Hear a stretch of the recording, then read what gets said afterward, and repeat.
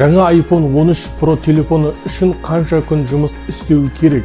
Плюс батырмасын басып, пікір алаңына өз пікіріңізді жаза кетіңіз. iPhone 13 Pro 128 гигабайт смартфонына қатысты рейтинг жасады. Олар әр елдің орташа айлық көрсеткіші бойынша жаңа iPhone-ды кім қанша күнде сатып ала алатынын анықтады. Жаңа смартфонға ақшаны Швейцария тұрғындары орташа 4,5 күнде, ақш тұрғындары 6 күнде табады. Ал Түркия халқы 92 күн жұмыс істеуі керек. Биыл Қазақстандағы орташа жалақы 233 мың теңге. iPhone Pro моделінің бағасы 829.900 теңге. Бұл шамамен $1960.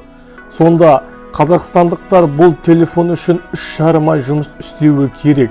Bir ayda 21 жұмыс күні болса, демек 75 күнде смартфонды алады. Айтпақшы, жалақысын ішпей, жемей, басқа ешқайда құртпауы керек.